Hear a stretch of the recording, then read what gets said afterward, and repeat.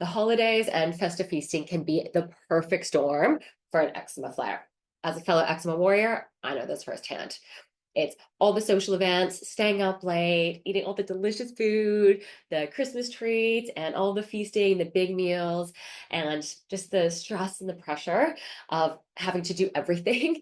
And also, there's family time too, which is great, but sometimes there's just some triggers and some stress there too. So, if we do a zoom out, these are all contributing factors for eczema. And we think of our body as a flare up bucket of inflammation. These are all things that add to the bucket of inflammation. And when it overflows, it's an eczema flare. So when we're getting to the root cause, we're looking at, okay, is there gut dysfunction, hormone imbalances, a dysregulated nervous system, and all these things contribute to that. So what can we do over the holidays? I thought we could share with you a resource from within the Love Your Skin program. We've never shared these before. It's with our naturopaths in the program and Danielle, and they go through some practical tips on how to prevent a flare up and manage it throughout the holidays. So how can I support my liver, especially if you're drinking alcohol and eating a lot of processed foods and high sugary foods? How can I support my gut? Same thing. Definitely need to be supporting your gut over the holidays. And how can I support my nervous system? There's just a lot going on, burning the candle at both ends. And this piece is so important. And then all of that is going to help support our skin. I hope this resource is helpful. And let me know in the comments one thing you're going to do throughout the holiday season to help support your gut, your liver, your nervous system, and your skin. How to prepare your gut. And sometimes it is all about going back to the basics. So ensuring you have implemented some healthy habits. Being mindful about what you're eating will definitely help you change your views about foods being good or bad, and control binges and highly inflammatory foods and things like that. You don't have to consider this time as a negative or you're eating bad foods. There are some foods or drinks that might not be as supportive to your health journey, but you don't need to feel any guilt or shame or anything like that attached to any of the indulgences you might have. Stimulating digestion is important. We do always recommend chewing food slowly, sitting down to eat, being mindful about your food, deep breathing, and meal spacing to help to stimulate digestion. Starting with veggies or a rocket salad or something like that with some vinegar is really great. It will help to stabilize blood sugar, but it'll also stimulate a little bit of stomach acid and digestion as well. A cup of fresh and raw salad is a great way to obtain fiber as well. And those bitter greens, as I said, arugula or rocket is a great addition to a meal. And you can always take things like that along. If somebody says, bring a meal, bring a really lovely, I always make a rocket or arugula, depends where you're at, what you call it, with some beetroot and goat's cheese salad. And that's always a winner, but you're getting that added bitterness and stimulation to your digestion as well. Supplements can help digestive enzymes, bile acid salts, iberogast or Swedish bitters, that kind of thing. DAO enzyme, which is really great at degrading histamine, which can, if you're overindulging, I know we just want to ensure that you're really focusing and listening to your body and where you're at the time. Gut support is really important as well. So gut formulas, I know a lot of you will be on some gut formulas. They help to protect that intestinal barrier and act as a mucilaginous compound. So it really, when we think about our mucous membranes, they help to protect and support the layers, the body, the intestinal barrier, wherever it might be, whether it's in your nasal passage or in your gut, those mucous membranes will protect those layers. So they will act as an extra layer over the top and protect against anything acidic or foods that you're reacting to. They will seal the gut up. Hopefully you've done a lot of that work as well. And so even indulging a little bit might not even be problematic. I know Alicia posted something the other day where she's in Bali at the moment and she was indulging. She'd been to a party and she'd had a few drinks and she was exercising and in 95% humidity, all the things, and her skin minus 10 years ago would have been out of control, and it was not a problem. And she was implementing, she's obviously made huge changes. It is possible to go through this season without any reactions at all, depending on how much work you've done up to now. So things like slippery elm, glutamine, marshmallow root, and deglycuronized licorice can be really helpful here. And we can, if there is an extreme flare, or if you're really noticing extreme bloating, charcoal tablets and things like that can be, and binders can be really helpful as well. The liver is a very important organ in filtering and clearing toxins, and it can become a little overburdened and experience a little extra pressure at this time of year. It does over 500 jobs, especially detoxifying and eliminating. But when it's overwhelmed or overburdened and it's just all at once, those processes can slow down a little bit and not be as optimal. So to support your liver, balancing out your meals, including plenty of vegetables, eating fish, nuts and seeds, fiber is really important. Limiting processed foods as much as possible and sugary foods, and obviously limiting that alcohol intake, and aim for, if you can, maybe 3 to 4 alcohol-free days, and again alternating with water and using alternatives. Like I said before, using anti-inflammatory foods can really help the liver too. I know we did a presentation not long ago. You can always go back to that to get some more specific ideas, but turmeric, garlic, onions, ginger are really good. Obviously, they can be a little higher in salicylates or FODMAP, so it really depends on what your body can tolerate, but you should be okay with, most people are okay with those. And they're also really good in the colder sort of climates as well, because they are quite warming. Green leafy vegetables are really good too, and will help that detoxification process.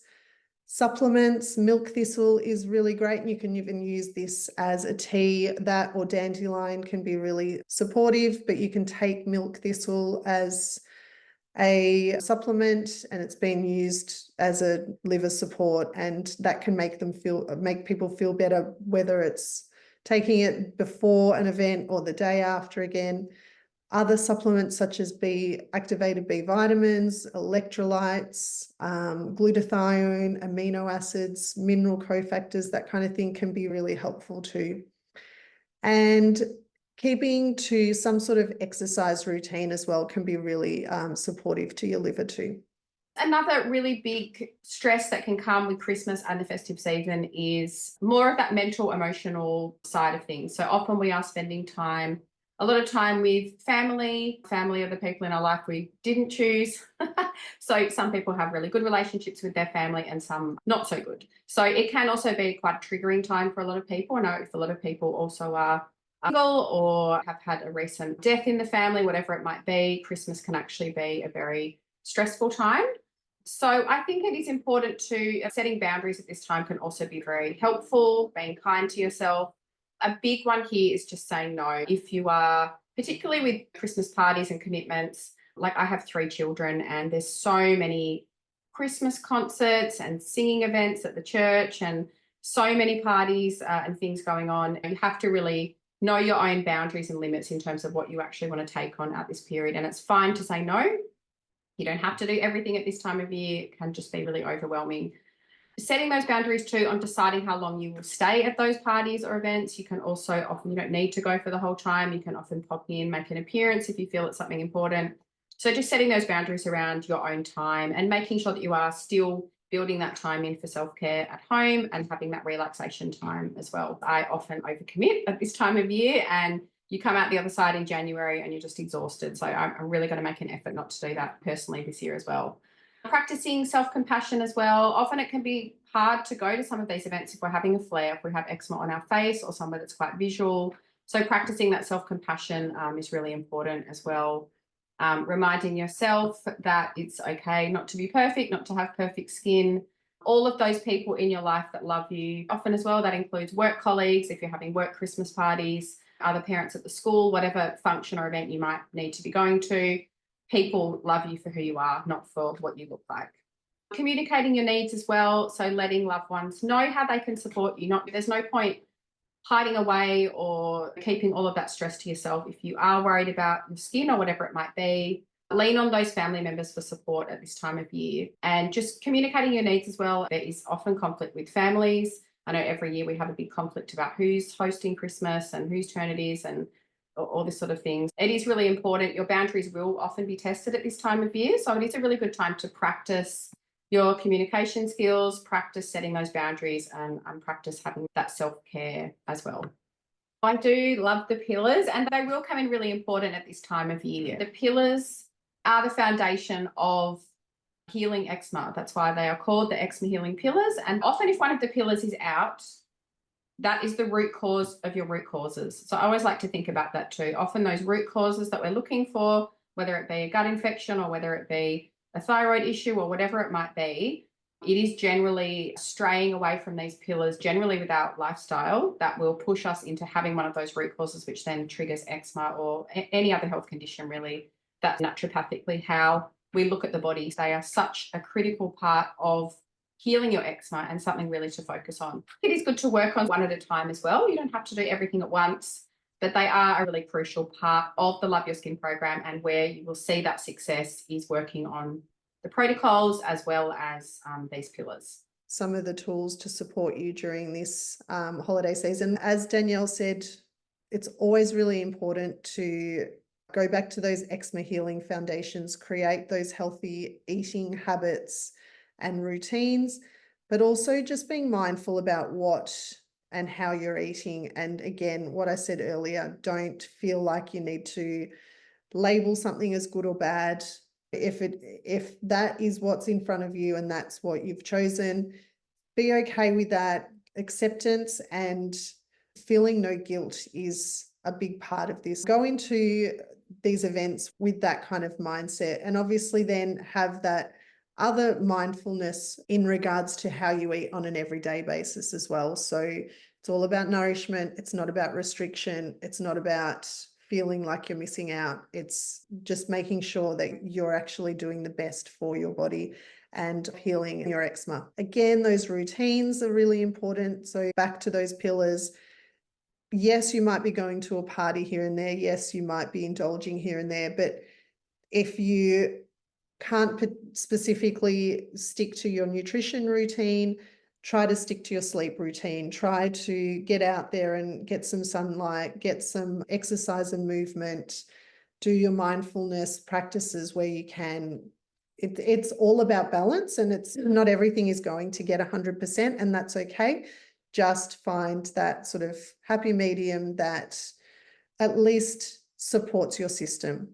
Managing stress is really important. So this time of year can obviously increase stress. Not everyone loves this time of year, and not everyone loves getting together with family, and can be quite triggering.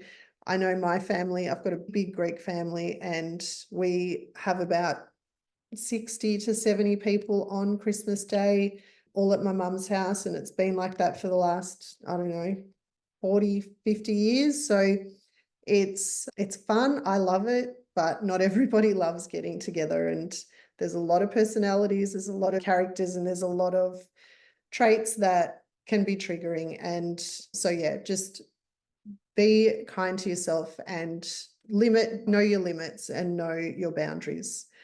And then sleep's an important one. Sticking to good sleeping habits, practicing healthy nighttime rituals, including daytime rituals is really important as well, and finding that nice supportive circadian rhythm as well. So things like morning sunlight, movement, no caffeine after midday if that works for you, adequate nutrition to ensure you get good sleep as well, and limiting those screens at night.